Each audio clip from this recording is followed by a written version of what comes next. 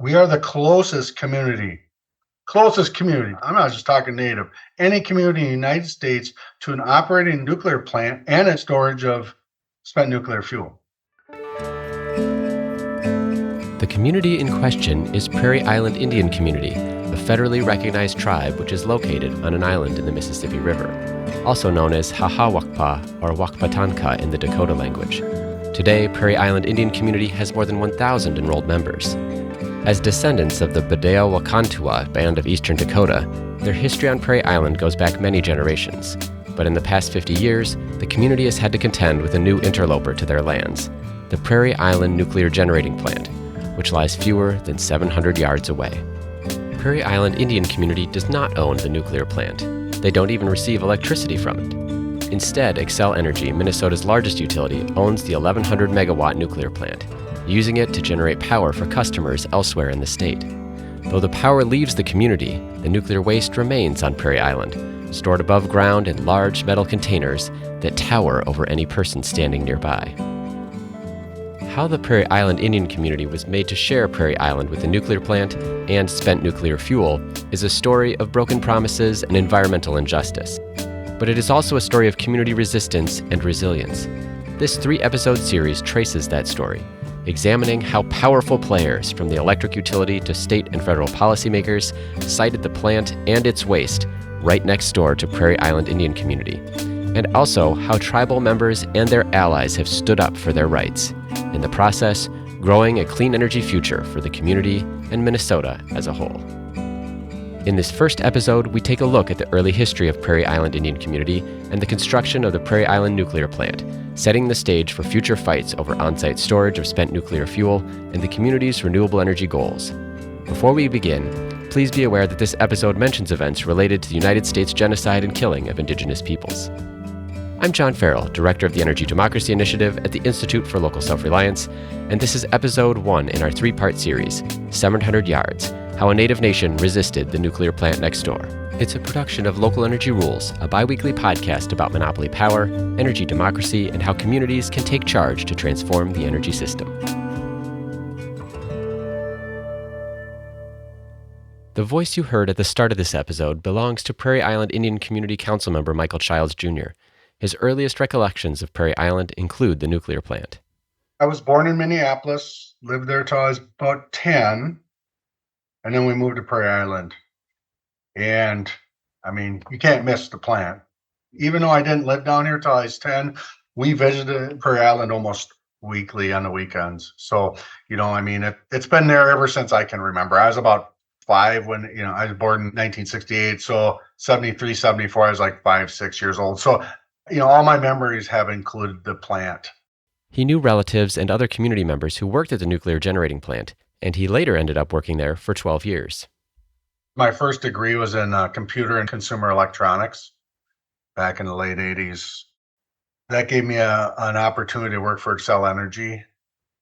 The job title was instrument and control specialist. So what I did was I calibrated all the, let's say, pressure, temperature, radiation, just about any kind of parameter you can think of, I calibrated it, but I also worked on the control systems. So everything that controlled the plant, But I also had 2 uncles that were senior reactor operators. So I had that connection, and that's how I kind of got into the plant. I have a lot of cousins that have worked there, and I'm the last tribal member from Prairie Island to work there. Today, he's on Prairie Island Indian Community's Tribal Council. This is my 3rd term on Tribal Council, and I'm currently treasurer. I get to control the finances sometimes. I'm one of these people, I love to do things, so if I'm in government, I want to be effective. That's why I chose to run for elected position on my tribe. Though he's a member of the Tribal Council today, the historical trauma that Councilman Child's family experienced damaged his and his family's connection with their heritage when he was young. This trauma included exploitative boarding schools, which the federal government forced Native children to attend in an attempt to sever their connections with their tribes, languages, and cultural practices, despite strong resistance from these children's families and their communities. My grandma was a boarding school survivor, so we didn't, in my family, my dad was told, you go to school, learn stuff, get a job somewhere. And so I didn't get a lot of the cultural stuff. I'm picking it up as I get older, you know. My Dakota name is Madushka, which means crawfish. So which is kind of cool because I have a connection with the water. Water surrounds Prairie Island Indian Community. Prairie Island, or Tintawita, is bordered by the Mississippi and Vermilion Rivers and lies 40 miles southwest of Bedote. Bedote is a Dakota word meaning where two waters come together. It is often used to refer specifically to the area around the confluence of the Mississippi and Minnesota rivers, the current location of the twin cities of Minneapolis and St. Paul. The Dakota people have a long and rich history on Prairie Island and in Minnesota Makoche, or Minnesota, that predates European colonization. By the mid-1800s, the Dakota bands were party to a number of treaties with the U.S. government. But the violent removal of Dakota people from their homelands and the United States' failure to uphold treaty terms contributed to the start of the war with the Dakota people in 1862. This uprising ended with the U.S. government hanging 38 Dakota men in Mankato, Minnesota, still the largest mass execution in United States history. At the end of the war, the U.S. government also established a concentration camp at Fort Snelling for Dakota women, children, and other non-fighters, forcibly expelled many Dakota from Minnesota, and invalidated all previous treaties with the Dakota people. Despite these atrocities, the Dakota people have fought to retain their sovereignty, resilience, and culture. Families began returning to Prairie Island in the late 1800s. Following the Federal Indian Reorganization Act of 1934, Prairie Island Indian Community adopted a constitution in 1936 and received formal recognition from the U.S. government. Today, the community faces what they call the trifecta of threats. Alongside the nuclear plant, there are also railroad tracks that carry hazardous materials and cross the only road onto Prairie Island, sometimes blocking access, as well as a nearby lock and dam that has contributed to flooding. Just as Prairie Island Indian Community was passing their constitution, the U.S. Army Corps of Engineers was building Lock and Dam Number 3. Once completed in 1938, the project flooded part of the tribe's reservation land, including burial mounds, and it increased the flooding risk of the remaining land, a risk that remains today. Councilman Michael Childs Jr. recounted the history when we spoke with him.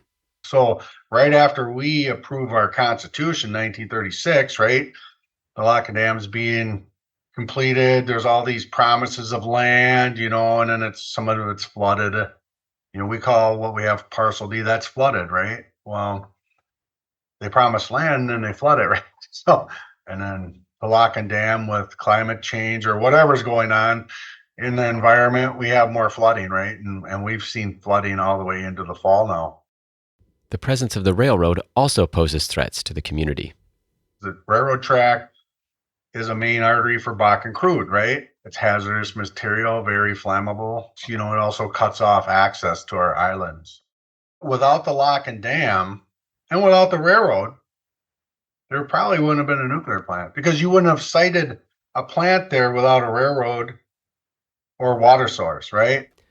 Xcel Energy, which was then called Northern States Power, or NSP, built the Prairie Island nuclear plant alongside the river in 1973. The project was part of a wave of new nuclear energy across the country being built to meet growing electricity demand. To learn more about this context, we called up our ILSR colleague, David Morris. Sometimes I tell people that I am so old that when I was young, the phone was attached to the wall. But I am essentially a child of the 60s in a technological and a political sense. Out of that, I started the Institute for Local Self-Reliance. And the focus was on localism as a way of decentralizing production and authority and responsibility. From about 1910 to the middle 1960s, the price of electricity dropped every year. So if you were a regulatory agency, you had the easy job of deciding how fast they were going to drop. And the electric power plants got bigger and bigger because they had to deal with demand that was larger and larger. And by the 60s, demand was doubling every 7 years. And so when you double every 7 years, within 10 years, within 20 years, you have an enormous demand. And what the United States did at that point was to bet on nuclear power, because nuclear power could come online, and they were immense plants. They were enormous plants. They were 3 and 4 times larger than any of the fossil fuel plants that had come before them.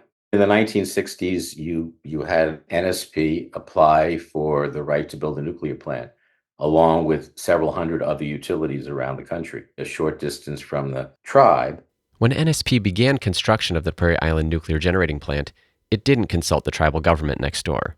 There wasn't even widespread awareness that a nuclear plant, which has since become a near permanent part of the landscape, was being built, despite a number of community members working on the construction project, according to Prairie Island tribal member Tina Jefferson. I've lived on the reservation all of my life. I took an interest in the nuclear power plant when I was 10 years old because I was having dreams about the place. And I took an initiative to learn what the nuclear power plant was all about. I was born in 1964. The plant was built in 1972. I remember many of our people going and getting jobs there to build the plant and to be there. And when they first brought it into the community, they told everybody it was going to be a steam generated plant. Well, they didn't explain how the steam was going to be heated up, that it was from nuclear power. I'm not sure what everybody thought, but we were told that it was a safe thing, that it was going to be penny wise, and that it wasn't going to have, long-term effects on anything or anybody. But that was not the case. It started for me at a young age, and it's been something that's just still there. It's not going to go away. A half-life is 10,000 years. That's a long time. The construction of the nuclear plant by NSP kicked off a long period of distrust of the utility in the community, Councilman Childs recounted. It was placed there, one, without any really request or even discussion or even ask permission. It was placed there, right? So it can be tenuous, right? Even somebody like me that worked there can be kind of tenuous sometimes because it was placed there without us. A few years after operation starts, October 2nd, 1979, there was what they call a steam generator leak. Just happens to be that the wind, if you look at the NRC report, the wind's blowing towards the community. They had radiation detectors, they know how to mount and all that stuff back then, but there was no communication, right? This is when I become aware, right? Because this happened, I'm 11 years old, right? So I'm aware. We moved to Prairie Island by then, so we're living down there. All the adults are totally worked up. There's meetings all the time, but the distrust kind of happened because of the lack of communication. And because of that has created a big, fear in our members. In the following years, the utility's actions continued to harm the community and compound their initial mistrust. NSP failed to notify the tribe of a discharge leak in 1990. Later on, Councilman Childs said the utility obstructed efforts to return ancestral remains to the tribe that NSP had removed without permission during the construction of the nuclear plant. Despite bearing the risks and challenges of sharing a small island with a nuclear generating plant, Prairie Island Indian community received limited financial benefits for many years after NSP built the plant. Notably, the utility pays its substantial tax bill to the city of Red Wing and not to the tribal nation, because the city, located several miles to the south, annexed the township that encompassed Prairie Island in 1971. Councilman Childs explained how this tax revenue didn't make its way back to the local community. You also saw the fact that, Red Wing was getting significant tax from them, right? From my viewpoint, Red Wing maybe spent a lot of money, in their town, but even though at that time, all of our reservation was within the city limits of Red Wing, the police were very slow to respond, and when they did, they weren't responsive, and it felt like a racial issue. That's my perception, right? Fire, when I worked there one time, Red Wing Fire Department was the last fire department to make it there. Volunteer fire department, Meesville made it first, Hastings, which is the town north, made it second, and Red Wing made it third. It was frustrating as a tribal member because you'd see, it was almost $10 million. I think it's right around 11 right now that Red Wing gets, but significant amount of money, but they didn't seem to really ever care about us unless it was, making sure that road to the plant was plowed. A second person we interviewed said they remembered another use of Red Wing's tax windfall for the Prairie Island community, a a solitary playground with a swing set and a teeter-totter. Even with that long history of harm and disrespect that NSP, and today Xcel Energy, inflicted on Prairie Island Indian community, their relationship has reportedly improved greatly in recent years. Xcel Energy didn't talk to the tribe in a respectful manner. It was kind of like, we're going to do this, and this is how we're going to do stuff, and it's evolved over the years, right? But there's been a long time where there was issues. Now in the last probably 5-10 years, we've had some pretty good relations with Xcel. Since 2003, Xcel Energy has also made payments to the tribal nation in return for additional dry cask storage and in place of the tax revenue that the community doesn't receive. In 2023, Xcel's payments to the tribe increased to $10 million per year from $2.5 million previously, and a fee was added for each cask of nuclear waste stored at the plant. While the payments from Xcel Energy provide a measure of compensation for the community, concerns over the nuclear plant and the waste storage remain. I mean, really, it's safety. It's about nuclear safety, and all my relatives that live around here. We are the closest community. I'm not just talking native. Any community in the United States to an operating nuclear plant and its storage of spent nuclear fuel. I always say the closest person to the plant is my cousin Tina Jefferson now and her grandkids. And, I always think about her, she is the closest, but we have a lot of people on the same road. They might not be as close as her, but, they're very close. We have the railroad track going through our reservation, so that was a major concern because there were times when the train would be stuck on the tracks and we'd be stuck here. And what if there was an emergency? What if something happened? Until HIPAA came around, we were trying to do health studies and we were trying to gather up information about our people to show all the different range of diseases that our people have had. Without a health study, without all that other stuff in place, we were never able to prove anything that it was hurting our people. There has been a couple scares where we've been told to evacuate, and it's kind of like, I think that's when realization of what is next door hit the people, because they're like, well, what if we didn't get to come back? Who's going to compensate us for our homes? And that's one of my biggest concerns and worries is where do we go and who's going to help us? Prairie Island Indian community isn't the only Native nation or even the only community that's dealing with the impact of a nearby nuclear plant or nuclear waste. To learn more about how this issue stretches beyond Prairie Island, we spoke with Heather Westra, who has worked for Prairie Island Indian community, first as an employee, later as a consultant, on issues related to the Prairie Island nuclear plant and the plant's spent fuel storage. These prairie islands are all across the country. You have them in states where all they have is the waste. They don't have any power plant anymore. So these communities they can't really redevelop the land until the waste is gone. These host communities like Prairie Island were never intended to be spent fuel storage communities. Nobody ever asked, do you want to host this material indefinitely?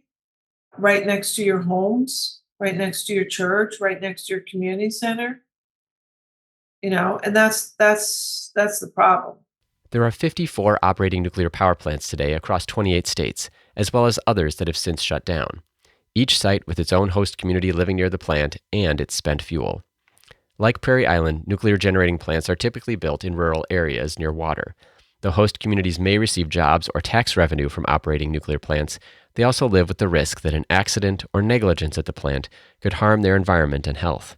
Today, 20 operating nuclear plants are located within 50 miles of tribal reservation or trust land, according to the Nuclear Regulatory Commission, though the Prairie Island community is just one of 2 tribes with land 10 miles or closer.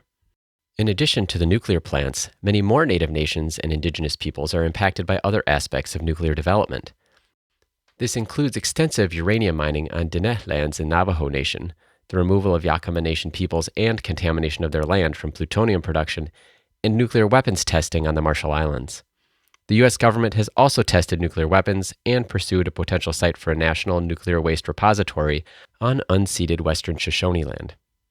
Back in the 1980s, The United States Congress committed to developing a federal repository to permanently store nuclear waste, with a target opening date of 1998.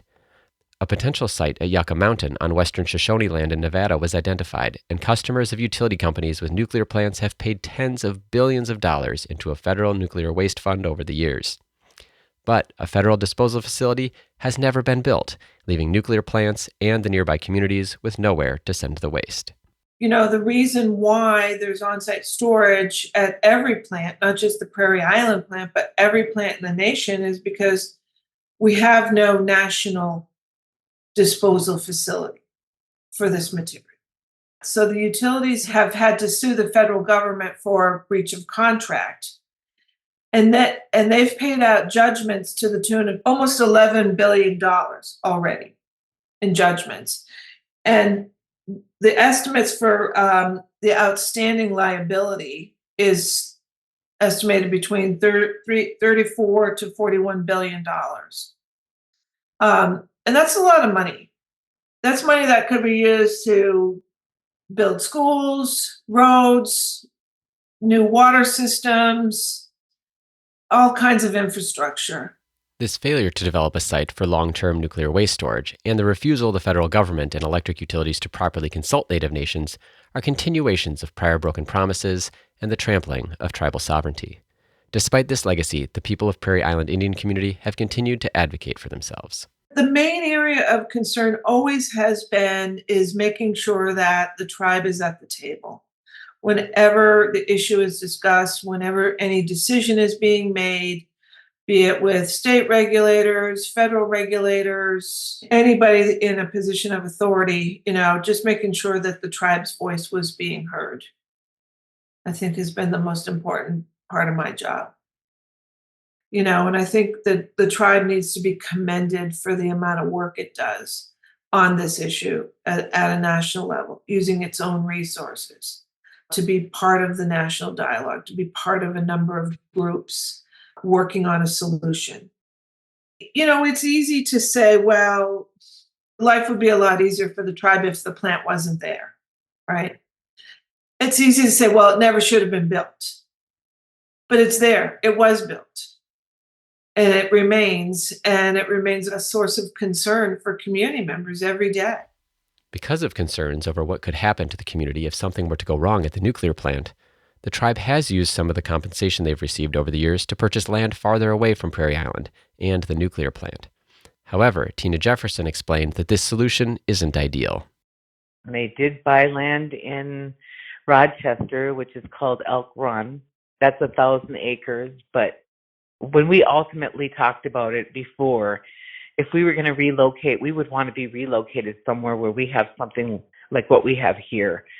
Someplace where there's water, someplace where there's land, and we're not all bottled in, or we're still able to harvest and collect, berries and hunt and fish and do the things that we've always been able to do down here.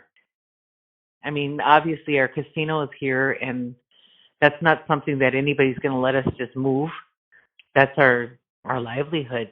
So it's kind of like, do we leave the corporation part here, and do we move our people someplace safer? I'm sure a lot of our elders probably won't relocate because they've been here all their lives, and they probably don't see, them trying to uproot their whole lives to move someplace else. Looking back to the building of the nuclear generating plant and the construction of the lock and dam, and back even further across the long history of the Dakota people, Councilman Childs reflected on what he would have told his ancestors at the time. It still comes down to the fact of resources, right? We really didn't have resources to do much of anything, and quite frankly, the federal government never helped step in. And so how could we have, with such a small community, of try to get these resources to come in, because the Department of Interior, Bureau of Indian Affairs should have stepped in, right? Along the way for all of them, not just nuclear plant. Having all these three things, plus being the closest community to an operating nuclear plant, spent nuclear fuel, we don't seem to make a dent anywhere. And it gets frustrating, you know what I mean? Because we have to keep telling our story over and over, and people, "Oh, yeah, we feel bad for you," but where does that go, right? That's frustrating that, the federal government doesn't seem to have that responsibility, and the state of Minnesota doesn't seem to care much either. I mean, people help out, but it's still, would you live here? Our federal recognition is also tied to this land, right? So it's not like we can just pick up and move. It is sad because, it's kind of similar to the boarding schools, right? In a way, it's forced on us.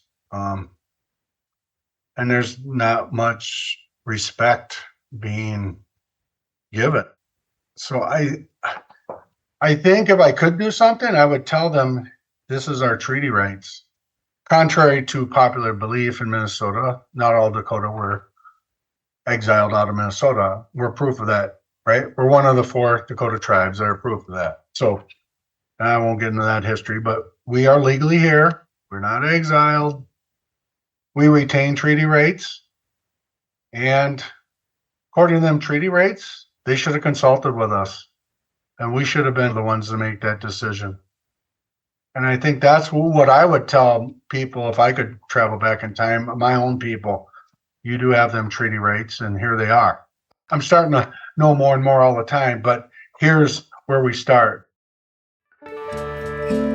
Thank you for listening to the first episode of 700 Yards, How a Native Nation Resisted the Nuclear Plant Next Door, a 3-part series from Local Energy Rules.